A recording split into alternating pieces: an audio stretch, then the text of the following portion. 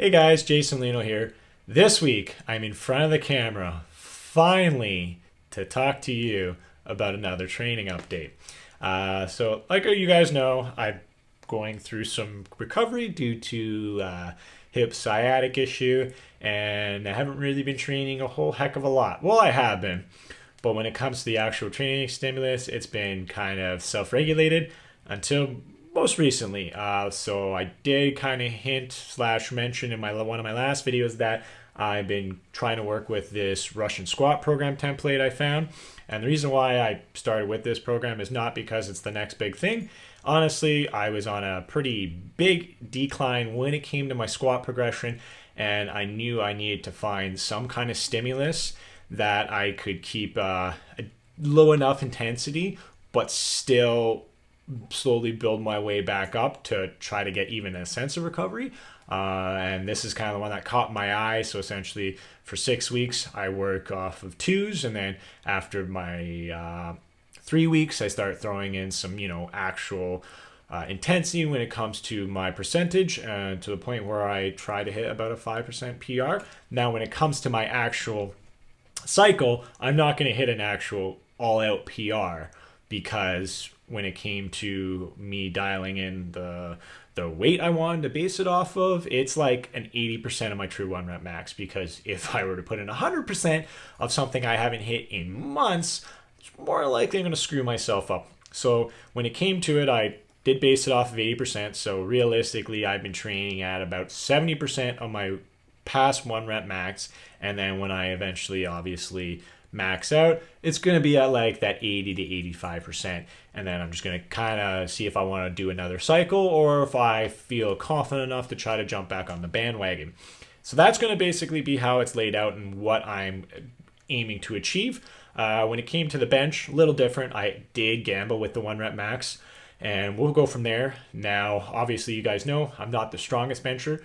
I have been hitting a pretty decent amount of volume, and I haven't really failed anything yet.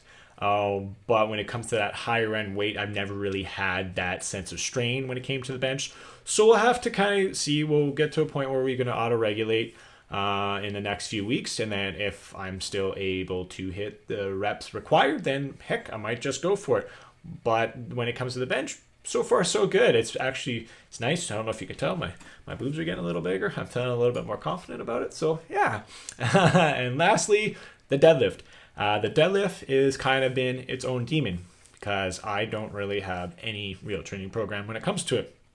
Essentially, what I've kind of been doing is I go up to my max weight of the day, which can be anything. I started off, heck, it was 225, and then built it up to 275.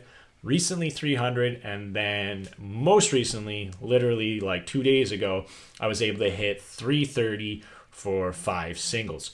Now, as you can see in the clip I'm showed, it's super slow off the floor.